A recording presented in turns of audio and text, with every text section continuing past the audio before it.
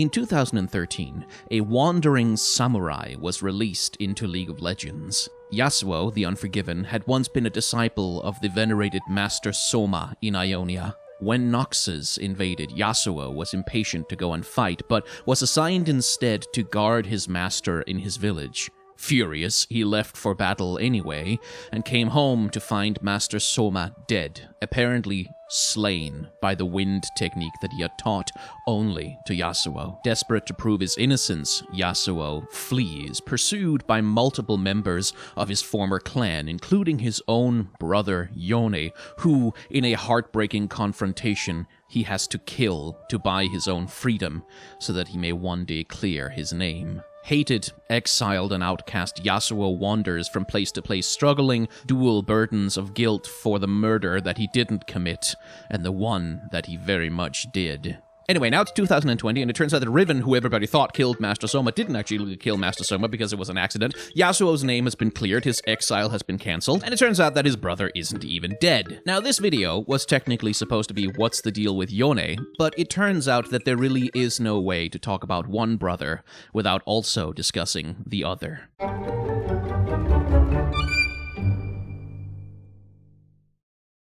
The reason why it's almost impossible to talk about Yone without also talking about Yasuo is, well, Yasuo is the reason that Yone is pretty much all of the ways that he is. Yone is the patient, accomplished, serious older brother to Yasuo's impatient, impulsive brattiness. He's the standard against which Yasuo finds himself measured all his life and constantly finds himself wanting. And Yone, at least in large part, takes on such a serious mentorship role specifically because he feels deeply responsible for his younger brother. Yasuo is also a bastard, not just in-game, but in the lore itself, although we don't really know what marriage rules are like in Ionia. He is the child not of the same man who fathered Yone, but of some other man who came along at a later point in their mother's life and then vanished from her life, presumably when the romance became inconvenient. So we have Yasuo, the younger brother with a chronic inferiority complex, desperate to prove himself and his worth, and his older brother Yone forced to take on the dual role of older brother and primary male role model for his younger sibling, and also forced to take on the burdens of covering for Yasuo's many indiscretions. It is a familiar sibling dynamic, one we see in media over and over again, but the result of this close connection between the two personalities means that there really is no way to talk about either without talking about the other at length anyway, so why not make it a double episode? And we'll start with the younger brother, who ironically happens to be the older champion. We've already covered a lot of this over the course of introducing the video, but Yasuo was one of the few champions who has actually had rather serious lore development over his history with the game. Upon his original release, Yasuo's story was pretty much as I have already said. He was assigned to protect an elder, then he went to fight Noxus, then the elder died, he was accused of the murder, he ran away, he had to kill his brother. That was essentially kind of it. Riot hinted, ever so gently, that Riven might have been involved with Elder Soma's actual murder, and that Yasuo's wandering around would eventually bring him into a collision course with Riven for a revenge plot or some kind of confrontation. Who knows? That eventually did happen, but, well, we'll get to that. Yasuo got some serious lore development in 2016 with the introduction of Taliyah to League of Legends, because Taliyah encounters Yasuo while they are both out wandering, and Yasuo ends up becoming somewhat of an unlikely master to the young Stone Weaver. In teaching Taliyah, he comes to understand some of the lessons that Elder Soma once upon a time tried to teach him, and comes to the decision that he must cease his wandering and return to his home village to finally put right his mistakes. Now, there's two things surprising about that. First of all, that a champion actually meaningfully progresses towards some kind of resolution or character development. Most champions spend the majority of their existence in a kind of permanent status quo limbo, from which they can't really progress meaningfully because, well, at that point, there really wouldn't be any champion concept left to work with. Imagine, for example, if Amumu ever actually made a friend. Like, what would you even do with him? You'd have to rework him from the ground up to account for the fact that Amumu, whose defining characteristic is that he can't find a friend, actually finally found a friend and accomplished his personal goal. The other surprising thing about it is that not only did Yasuo get character progression through his own lore update, he actually facilitated character development in another champion who wasn't, like, directly linked to him. He became a major bit player in Talia's story, and Talia then would go on to become a major bit player in the stories of Nasus, Asir, and Serath as well, in a once very ambitious storyline all about the internal politics of Shurima now that Asir is back from the dead and raising the empire once more, and Serath is free, and Nasus is all like disheveled and disillusioned, is like, oh, Shurima has fallen, everything is over, and Talia is there like, no, Shurima can still rise from the ashes, or something along those lines, and then they go to fight Serath. I don't even remember what happened in that story, because Riot dropped it so hard and never picked up any of the plot threads ever again, and I'm still kind of salty about it, to be honest. Anyway, a couple of years later, in 2016, Yasuo gets his second major lore development with the release of Confessions of a Broken Blade, a massive 3-part story detailing how Riven has come to live peacefully, more or less, in Ionia, still struggling with the guilt of Elder Soma's death, and Yasuo finds her, and she's put on trial, and Yasuo's name is finally cleared, and he has a final confrontation with Riven where neither of them actually do anything. They just kind of realize that, oh, hey, it was all an accident, and let's just forget about it and move on with our lives, and so they do. I have slightly mixed feelings about Confessions of a Broken Blade, but it was a major lore development for Yasuo, who, had his name cleared.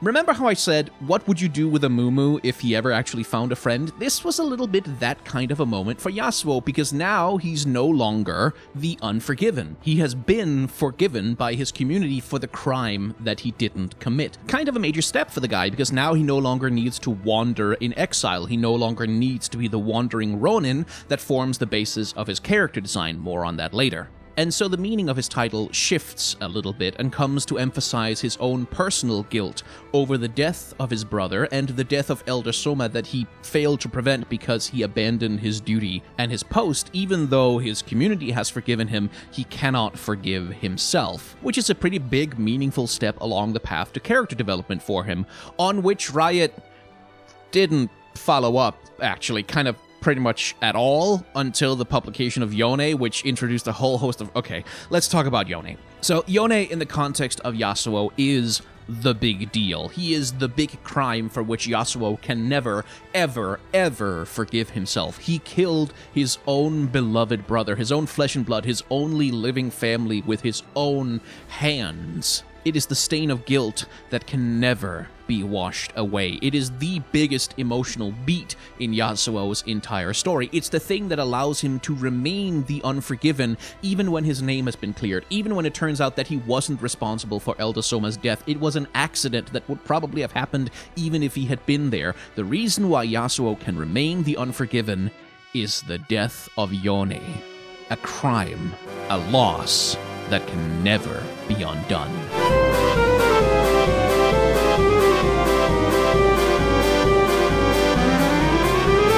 Oh, well. Returning Yone to life is probably the single greatest upheaval of a champion's lore that isn't a full, complete, ground-up rework in League of Legends history. Yone was the final keystone in Yasuo's characterization as it once was. That final crime for which Yasuo would struggle to forgive himself probably for the rest of his life. It was going to be the source of all of the guilt that would provide his characterization, his character arc, his storytelling, his reasons and motivations for going places and doing things. And then Yone came back to life and essentially said to Yasuo, hey, brother, the whole killing me thing, yeah, that kind of sucked, but you know what? I've been thinking about it, and I think we're cool. Like, the revenge stuff, nah, it's like, just go, live your life, be happy, be free. And so now, Yasuo is a Mumu if a Mumu found a friend. He has lost all of the central motivations of his character, all of the things that gave him reasons to do what he did and behave like he behaved. Yasuo, the Unforgiven, has at this point run out of things not to be forgiven for. And it leaves his character in a rather strange kind of limbo where all of his original concepts have pretty much been resolved at this point, so now he needs like a new reason to, be a character at all and have a story arc. And Riot, in the best tradition of the company, have decided to not give him one yet. At this point, Yasuo has made the decision to leave Ionia and sail with Ahri to Bilgewater for reasons. Why? We don't know. He's just like, oh, I need to leave Ionia now because of... So let's just go with this lady who never shows me her face to the pirate city because of... I don't know, what else am I going to do with my life? Now, my personal theory is that Yasuo and Ahri are both going to turn up as characters in the Ruined King game, seemingly for no other reason except that they're some of the most popular characters in League of Legends, and I guess they really wanted to put them in the Ruined King game. And to me, it all ends up feeling a lot more like contrivance than the natural behavior that either Yasuo or Ahri would engage in, given what has been happening in their lives up until this point. Like, Yasuo finds out that his brother is back from the dead, and his immediate reaction to that is just, like, to leave? His beloved brother, who he grew up with, whose death was, like, the single most traumatic event in his entire life? And his immediate reaction to his brother not actually being dead, oh, well, I guess I'll go as far away from you as humanly possible so that we can never talk about anything or develop a chemistry as characters. Oh, you're hunting down demons, dangerous demons that threaten people's lives and like are really bad for Ionia, and it would be really cool if you had some help with that maybe instead of struggling with it alone? Well, good luck with that. I'm gonna f*** off to Bilgewater with a fox lady because they really need me for the marketing of that game, I guess. Much like with Yasuo, we've already covered a good deal of Yone's lore, but unlike Yasuo, Yone is so new that he really doesn't have anything other than his base lore to work with. So again, Yone and Yasuo are half-brothers. Yasuo is the irresponsible younger brother, Yone is the dependable, sensible older brother. They clash over their differing personalities, but they also love each other deeply because blah blah blah bond of brothers, etc. Anyway, Yasuo gets accused of murder, he runs away, Yone follows him, Yasuo kills Yone, bad stuff all around. Then Yone wakes up in the spirit realm. Now, this is the story that's told in the animated short The Path, an Ionian Myth, where it's also sort of kind of a telling of an extant Ionian myth about two brothers who get swords and they get jealous and they fight each other. It's like a meta thing that they've got going on there. But essentially what happens is that Yone wakes up in the spirit realm, he's really pissed about being dead, and that anger summons an Asakana.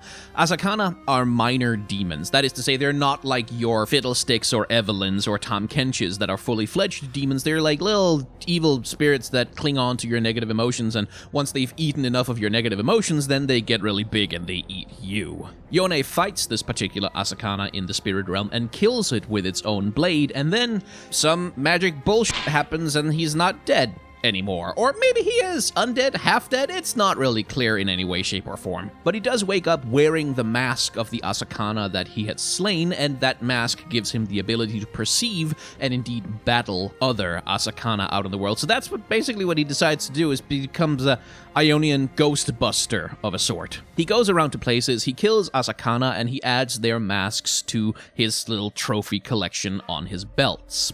Now, one thing you may notice about all of that is that it has absolutely nothing whatsoever to do with Yasuo. Yasuo and Yone's relationship is only important to Yone's story up until the moment Yasuo kills him, at which point, at least as far as Yone's lore is concerned, it becomes completely irrelevant. The lore itself, in fact, goes as far as to state this outright. In life, it says, Yone had worn the mask of protector, brother, and disciple for so long that it had become his identity. But now, in moments of stillness, he swears he can feel the masks shifting upon his face, his own past and unresolved conflict with Yasuo now paling in comparison to this new threat. Yone hunts these insidious creatures in an attempt to understand what he has become, with each name bringing him a step closer to uncovering that of the one whose laughter still haunts him. Nothing else matters. There is only the chase of the truth. So, just as Yasuo seems to react to the fact that Yone has come back to life by immediately f***ing off to Bilgewater, Yone reacts to coming back to life from having been murdered by his brother by completely losing interest in his brother who murdered him. Yone and Yasuo have one final interaction in Kin of the Stained Blade, an absolutely brilliant short, which for all of their greatness in a broader perspective pretty much only seem to exist in order to sever the connection between Yone and Yasuo, so that Yasuo can go off to Bilgewater and Yone can go off doing Ionian ghost busting, which is overall a bit of a strange move, because the primary reason why anyone gave a damn about Yone before he was published as a champion is because he was Yasuo's brother. The connection to Yasuo is the thing that made Yone interesting as a character. Now, having essentially severed the lore connection between the two brothers and ensured that they will not encounter each other or have influence on one another's stories, the thing I'm left to question is, why bring Yone back from the dead? Like, why bring Yasuo's brother back if he's not going to have an involved story and connection with Yasuo? Because the situation we have now is one where it really doesn't matter that Yone was killed by Yasuo. The only thing that matters is that he wakes up in the spirit realm, he fights a demon, and now he's a ghostbuster in Ionia. If he had been killed by Darius or Swain or any of the Noxian invaders, if he had been killed by Sed, if he had been killed by literally anyone or anything else, it would make no material difference to his story. Yasuo isn't in any way, shape, or form relevant at all to Yone's quest to exterminate the Asakana. Yasuo's murder of Yone is not a significant motivating factor for Yone. It's just a thing that once upon a time happened to him that he's not concerned with any longer because ghost busting is more important to him now. Yone's murder by Yasuo is such a cornerstone in Yasuo's story, his personal history, his personality. Everything about him as a character kind of hinges around that one moment where he took his own brother's life. So bringing the brother back and then making a huge song and dance out of making sure that they're not going to talk to each other, that they're not going to be a part of each other's lives, that they're not going to have a storyline together, that they're not even going to be on the same goddamn continent is completely ass backwards to me. And what it leaves me with is the impression that Riot came up with a kit for a champion, and they were like, ooh, this is kind of similar to Yasuo, how are we going to justify this? Oh, I know, let's just make him Yasuo's brother, because then it makes sense that they have similar techniques. Hey, writers, come up with some reason for Yone to be back, and also to be like a badass ghost hunter dude. We don't really care about the connection with Yasuo, we just need people not to complain when their kits are too similar. Anyway, all of this complaining doesn't mean that you can't tell good stories about Yone on his own, or Yasuo being a bodyguard to Ahri. What I'm criticizing here is the pointlessness of bringing someone's dead brother back to life if you're not going to tell stories about their relationship to their sibling. Okay, so that was kind of a lot of negativity about the lore of these two champions. So let's say something nice for a change, because Yasuo actually has one of the better character designs in League of Legends. Now, Yasuo is 100% based around the archetype of the wandering swordsman, the Ronin, and he pretty much has that shtick down to a science. He carries with him at all times a bottle of alcohol, which is very Ronin. He's got this wild and untamed hair sort of barely contained in a ponytail on the top of his head, which is very Ronin. He is mildly sexualized with his uncovered torso and perfect abs, lending him a little bit of that rough-cut, dangerous bad boy vibe that often comes into play when you're dealing with lone wandering warriors with tragic pasts behind them. And all of that sort of uncivilized roughness is then offset by this single, beautiful, highly ornate shoulder guard that sits on one of his arms. A beautiful piece of craftsmanship that doesn't match pretty much anything else that this guy is wearing, almost as though it's some last remaining relic that he brought with him from a past life. It is the only obviously heavy thing on his entire character, where everything else about him is all designed to be light and travel-ready, like he's even got bare feet to indicate his wanderer's nature. The shoulder piece looks heavy, like it carries a certain weight for him.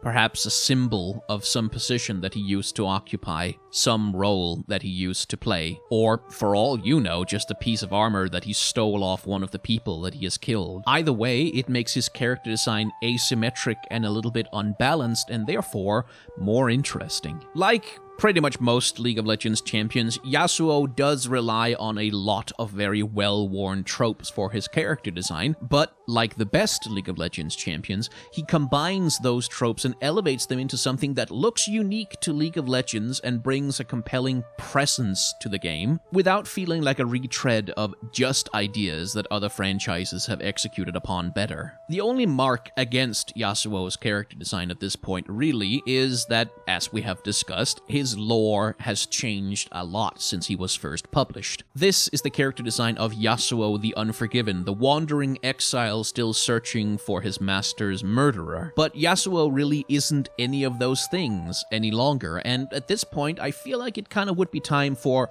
maybe at least a lore skin that updates him to a more current version of his character, one perhaps that takes a little bit better care of himself.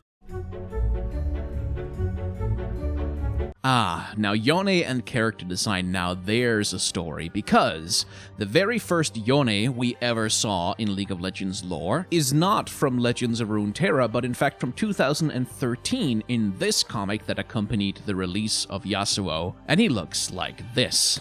This comic, of course, was made back when nobody at Riot was probably thinking that they were ever going to make Yone a character in the game, and so probably not a lot of thought went into creating his character design here, because he just looks like an NPC. The second time we get to have a look at Yone proper is in Legends of Runeterra, where he's released as his very own card. And this version of Yone is, well, first of all, more cleaned up and well-shaven than his very first appearance, but also much more reflective of Yasuo's character design. Where Yasuo is themed very heavily around Japanese samurai tropes, Yone takes much more after Chinese military aesthetics, even down to wielding long, straight swords rather than his brother's curved katana, something that would change once he actually got added to League of Legends. But here we can also see him wearing the same style of shoulder piece as Yasuo does, with a much more complete chest armor, but unlike Yasuo, who wears the shoulder piece, well, only on one shoulder, Yone wears it on both. Unlike Yasuo, whose chest is exposed and open to the elements, Yone is all closed up and buttoned off. Everywhere that Yasuo's character design is wild and rough around the edges, Yone is perfectly composed, symmetrical, and in control. Even his hair, where Yasuo has this wild and unruly ponytail, Yone has this distinctive, carefully managed, and very well put together hairstyle. And some of this carries over into Kin of the Stained Blade, where we get a couple of flashbacks of Yasuo and Yone still as brothers before, well, you know, the inevitable confrontation. Here again, we get the explicit contrast between Yasuo's wild and untamed ponytail and Yone's carefully managed hairstyles. And again, there's a great contrast between Yasuo's asymmetrical rough wanderer outfit and Yone's much better put together sword school uniform. These character designs have a great contrast with Yasuo, highlighting the differences between their two characters, their two approaches to life, their two philosophies of how to deal with the world. Yone all tied up in discipline and self-control, and Yasuo wild, impulsive, and liable to get himself into trouble even when he doesn't need to. And I'm not gonna lie, it would have been kind of cool to see, like, any of that design connection between Yasuo and Yone carry over into the actual game, which it unfortunately doesn't. Now, Yone's in-game character design in League of Legends has plenty of good qualities to recommend it, but much like his lore, what it doesn't have is any sense whatsoever of any visual connection with his brother. There's no longer any contrasting shoulder pieces, he doesn't wear a composed and well-put-together outfit to contrast his brother's wildness, he doesn't have a very carefully managed and uptight hairstyle, it all just flops around freely in the wind now, and he doesn't wear any clothes or any visual connections that tie him back to the sword school of Eldasoma where he studied with his brother. Even his colors are completely different from Yasuo's without any obvious contrasts or connections. Like, yes, Yone has a lot of red in his character design, and Yasuo is primarily defined by blue, but Yone's reds are accompanied by teal and gray and white, which has no color relationship whatsoever with anything that Yasuo wears. So, no connection to Yasuo then. What does Yone's in-game character design have going for it? Well, it tells a very different story about the character. Yone, again, if we ignore everything about his connection with Yasuo, is a character whose primary story is about being dead and then coming back to life, and so it is appropriate that Yone looks like nothing so much as a bit of a walking corpse. He's tall, thin, pale, and lanky, and he's covered in these wild and fraying bandages that, yes, suggests a little bit of a mummy aesthetic, but also kind of looks like someone who's been wrapped up in a death shroud and who has then broken free of his constraints to emerge into the world of the living once again. His pale skin is contrasted nicely with his black hair, and the bright red mask on his face is highly distinctive and really lights up his character design near the top. And while Yone isn't your traditional undead, he's still a character who's very much defined by being caught between two worlds. Specifically, the human world, the world of the living, and the world of the Asakana. And that duality is reflected most obviously in his swords. In one hand, he carries a normal human-looking sword. In the other hand, a badass red demon blade. Finally, the masks that are hanging on his belt around his waist give him the distinctive look of a trophy hunter. Someone who keeps a tally of all the foes that they have slain, and for whom the foes that he has slain means something very specific. Specifically, for him, every slain Asakana is one step closer to the truth about what he has become in the time after his death. A final little detail I like is the scar across his face, which seems to rend all the way up into the mask and opens the hole for his human eye to peek through. The visible wound suggests both his past as a person who was, killed with a sword, but it also suggests that it took a violent struggle to break the mask as much as it has been broken and allow as much of his humanity to peek through as it currently does. Which would play nicely into any kind of a storyline with Yone, where he's maybe being taken over, sorta, kinda being corrupted by the Asakana, whatever the heck that's going on with him and his particular relationship to the demon that he slew in order to come back to life. And so with Yone, essentially the case is that if you ignore the fact that he has absolutely no visual connection whatsoever to his brother who was the whole entire reason for even adding him to the game in the first place, he has a pretty damn solid character design that does a good job of communicating a lot of the core elements of who the character is.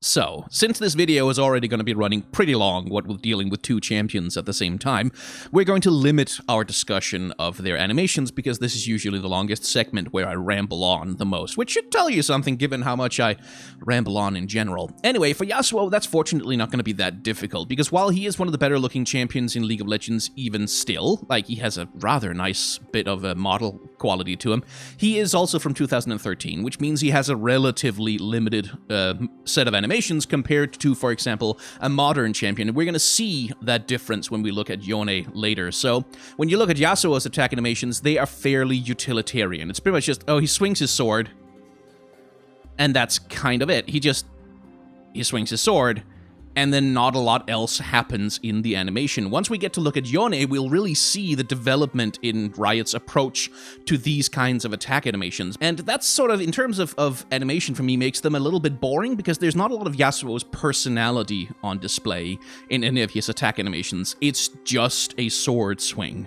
If you want to see Yasuo's personality in his animations, honestly, you kind of have to look a little bit more at his run animations, which are some of the more complicated animation tech that the character has, because Yasuo has a couple of different ways of running. In fact, he has more than a couple. He has a run where he runs with his sword out, and he has a run when he runs with his sword in. And he has a run animation specifically for sheathing his sword between running and walking and between attacking. Like, there's a timer on Yasuo's character that determines if he hasn't used his sword in X amount of seconds, then he will play a canned animation that sheathes his sword. And that will work whether or not he's running with home guards, as he's doing here right now, or if he's just running fast, whether he's walking or if he's just standing still. He has a sheathing animation for each of them.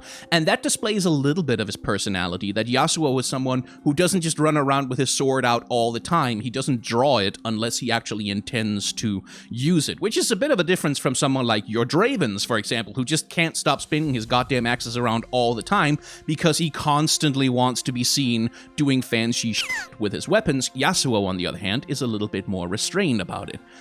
His actual personality, though, comes across more in his joke animation and his recall animation, which both feature his alcoholism. Now, it's never really been confirmed that Yasuo has, like, a drinking problem as such. The alcohol thing is more artifact of him being a Ronin archetype, which is like it's heavily associated with carrying around flasks of alcohol and having maybe drinking a little bit more than an honorable samurai should. For Yasuo, it used to be kind of implied that he has, like, he drinks to forget a little bit, to numb the pain of being in exile and being unforgiven and having killed his brother and all that.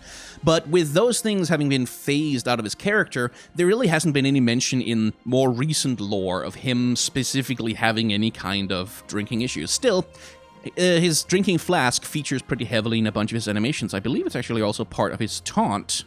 Yeah, that he takes a swig from his bottle, and then he spits that alcohol onto the blade, which again is a trope straight out of like Ronin mythology of spitting alcohol upon the blade, which, you know, there's a lot of alcohol in a lot of Yasuo's personality animations. And this one, I think, is especially fun because it allows Yasuo to show off his skill as a swordsman. Like, it's not just a drunkard swinging a bit of alcohol around, he actually does a clever little flip, like smack, flips the alcohol bottle over, balances it on the point of his sword, spins it around very carefully, very controlled, extremely balanced, flips it up and over,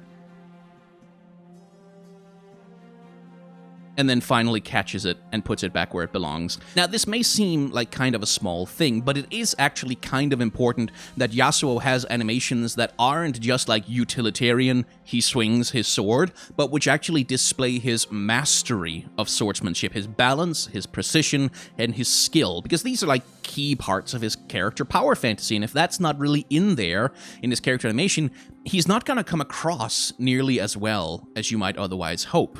The same thing goes for his recall animation, which displays a little bit more of that drinking that he likes to do, but also gives him a bit more of a chance to show off. Once more, spinning the sword over his head, taking a drink before the sword comes back down, and then raising a glass as if to say, "Cheers, everybody," as though he's showing off a little bit of a trick at a drinking party. And there is one little wonderful moment that really displays it. After he takes a swig, take a look at what happens to his footing just now. Whoop, boy. He tilts over a little bit, and you can see his balance begins to shift. He has to kind of step over and catch himself, and he almost sort of topples over on the spot, and he's like, "I'm not drunk, I can spin on the sword all day, woo!" Ha, I wasn't drunk at all. So there's this little bit of a comedy thing with him, but also displaying like that maybe he does sip a little bit too much of that good bamboo juice right there. Even as he manages to reassert his control, you can kind of tell that, maybe he has a little bit too much of a fond relationship with the drink. So, next, let's take a look at probably his most iconic animation, which is his ultimate, which is also the most elaborate and the one that incorporates most of what eventually would become standard for a lot of champions in terms of animation technique.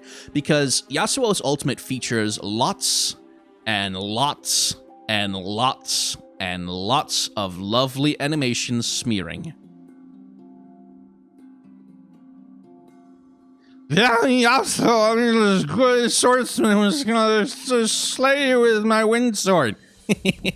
Go home, Yasuo, you're very drunk. So, the functional elements of Yasuo's ultimate are like he jumps up into the air, slashes people 3 times, and then he comes down on the 3rd slash, which is like very anime, and in motion, despite all the extreme distortions, you can even tell that the distortions are happening. Like, you can tell that literally the blade is being bent into 12 different directions, especially right around here,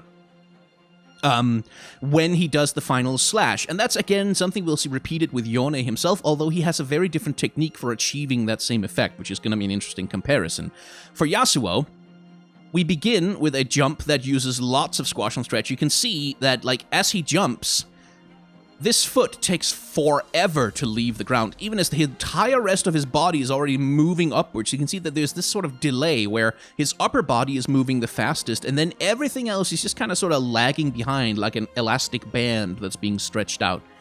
And then eventually, once he reaches the peak, once the top of his body reaches the peak of the jump, the peak of the height that he's going to get to, that's when the lower leg snaps up into the rest of the body, like zoop, and he returns to like an extreme key pose, but nonetheless still like an anatomically possible position to be in from this completely stretched out, impossible distortion version of him. And the same thing happens to the sword. It is emphasizing the arc of the slash. It essentially becomes a bit of a living whip as he moves his sword in this scythe-like motion all around.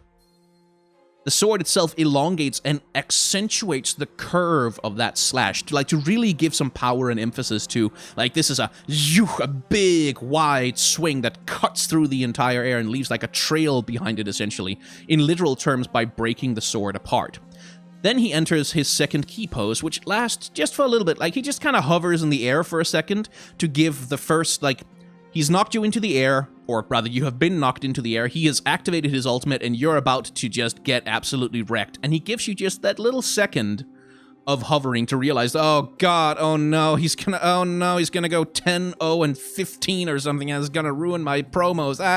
Like, there's that moment of dread as we build up tension for the actual slash. And here, Yasuo's own body doesn't distort much. I think there's maybe a little bit of stretching going on his arm, but his own body doesn't distort much. The sword blade is doing all of the work for him, and here you can really see like they're breaking the character model completely, segmenting it into bits to give it that big, again, that big emphasized slashing curve to really showcase the power of the hit. And then we get, like, again, this little moment of just kind of waiting for him to finish the slash.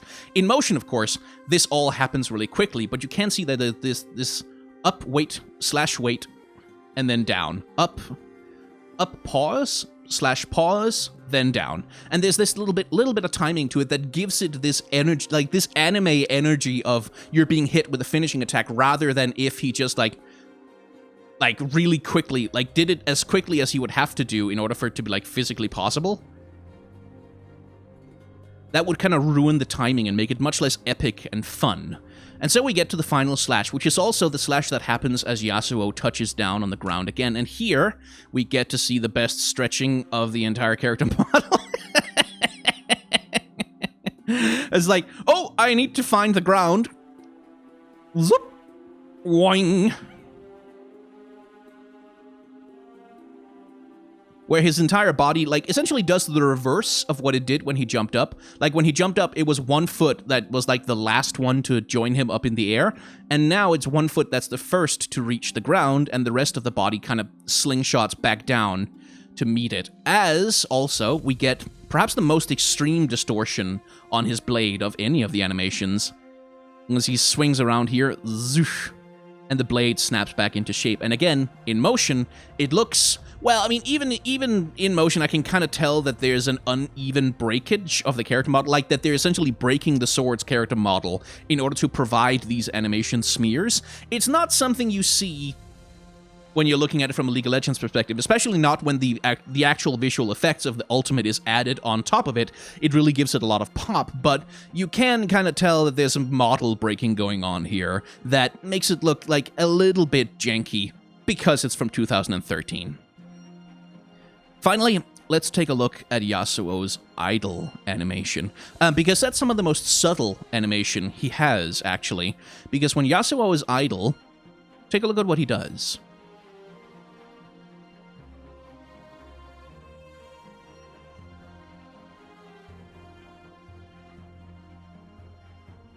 So this is not a lot, but Yasuo, like, you could easily imagine him having an idle animation that's just like this over and over and over and over again, but it isn't. There's that little bit of personality in that he stands still for a bit, and then he's like, are there any enemies around?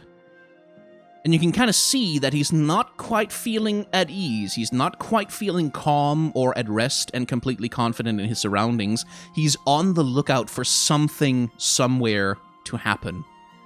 And that's a little feature of, like, his normal idle animation that I do like, that there is this little bit of sense of restlessness to him.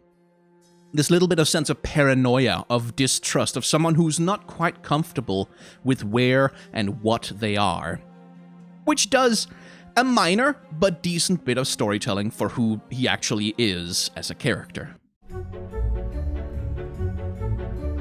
So, moving on to dear brother Yone, we get to see some of the differences that 7 years of animation tech progression and also animation philosophy change can really make on a video game. And we'll start, as we ended with Yasuo, with Yone's idle animation. And again, notice the characterization that's being done on the character. First of all, when we're zoomed in close like this, Yone's breathing animation looks rather excessive, quite frankly. Most people don't breathe quite that deeply when they're just standing still and at idle. But of course, as with all League of Legends animation, it is meant to be seen more or less from this perspective and at this size, which makes the animation come across a lot more subtle. But note what just the pose and the style of animation that Yone has for his idol actually does for his characterization, because look at this man. Besides the up and down motion of breathing, he's functionally not moving a muscle. His head isn't changing direction, his eyes aren't moving, although they rarely bother to animate the eyes on a lot of League of Legends characters unless it's like Tristana. But his eyes aren't moving, his body isn't shifting, he's not changing where his weight is, his legs are essentially completely still and immobile. The only things animating him are the constant breeze dramatically blowing through his hair and his badass bandages and his coat there. But other than that, Yone is still. He is at rest.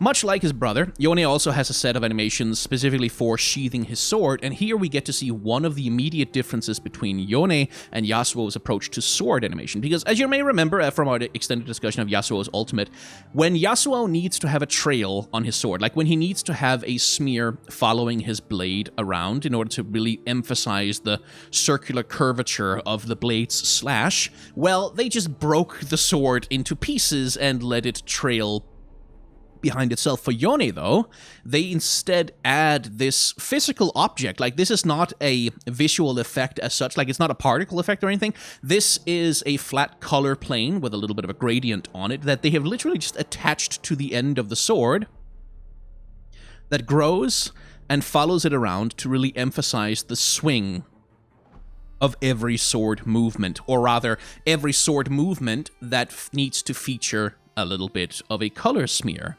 And it works, like for Yone, it works really, really well. This also exists on his red demon sword, but for this particular, when he sheathes his weapons, the demon sword just kind of disappears, but the real sword obviously has to stay in the physical realm.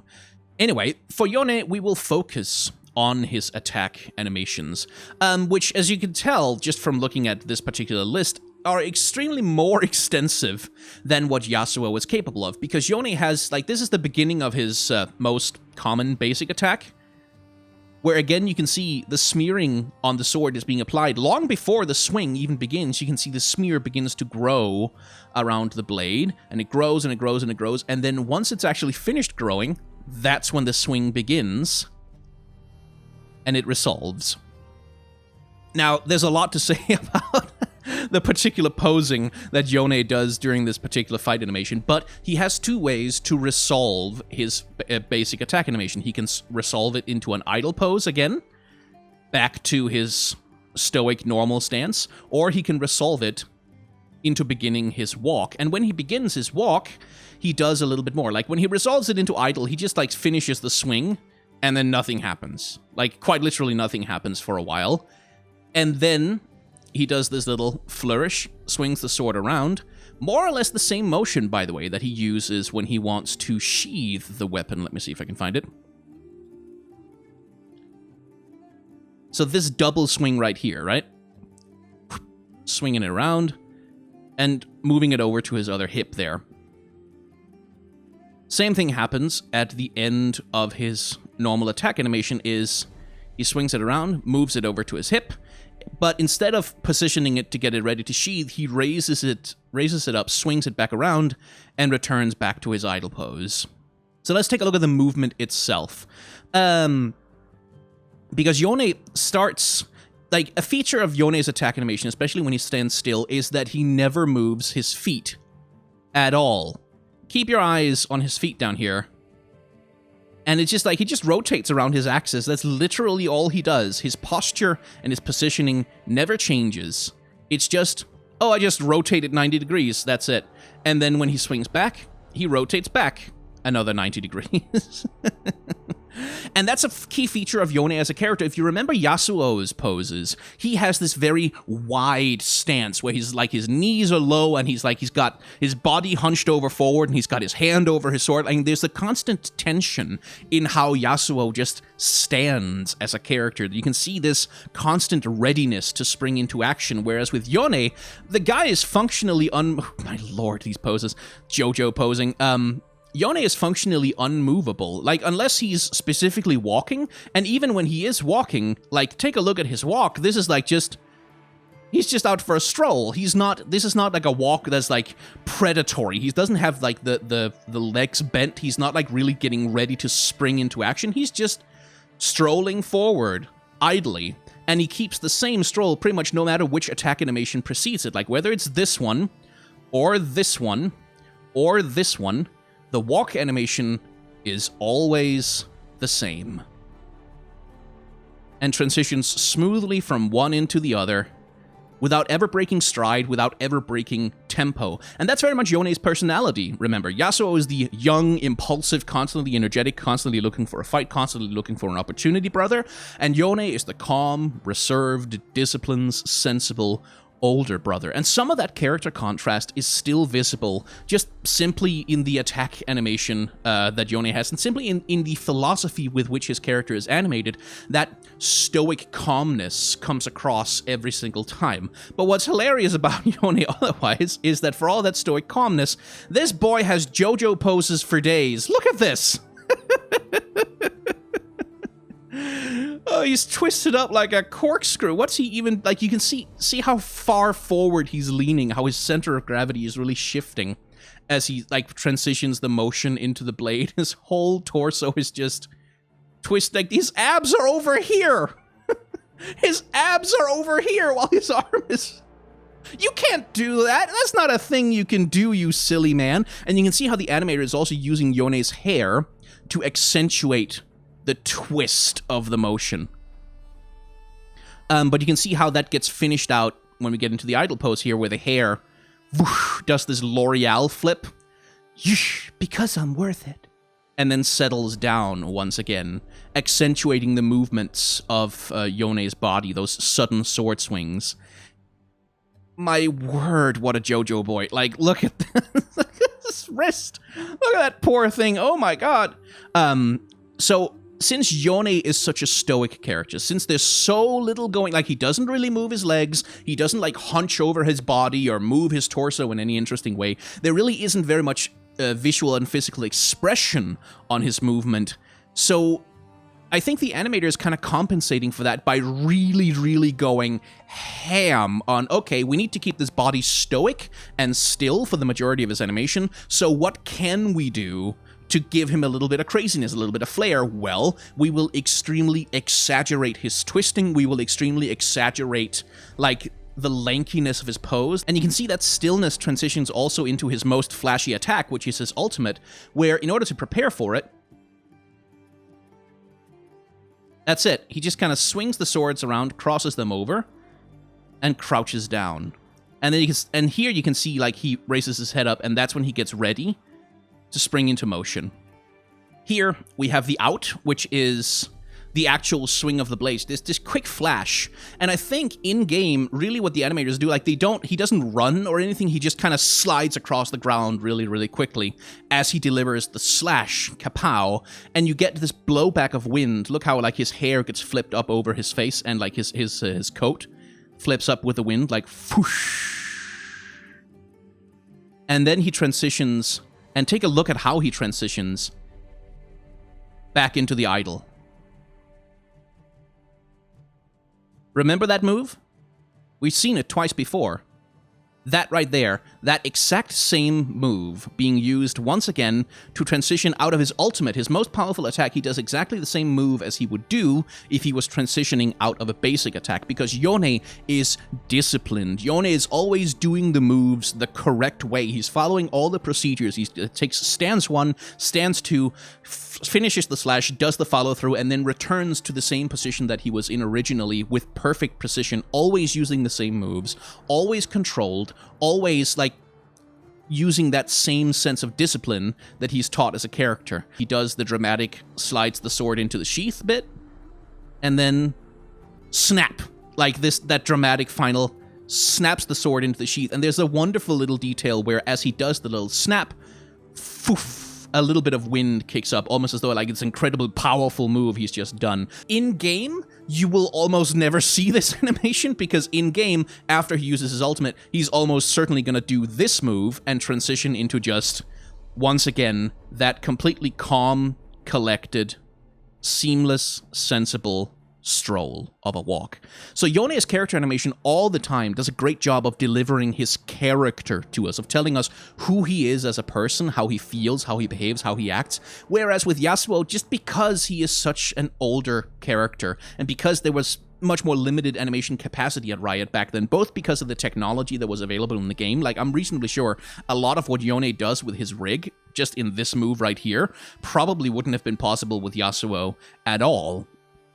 But because he is a much newer champion, because there's been all these developments, even in little stuff like, oh, he does the same move every time he returns from a slash, he does the same little swipe around and readying the sword at his hip. Those little things do a great job of telling us something about the personality of this character, like cold, calculating, disciplined, dispassionate. It all comes across in everything he does.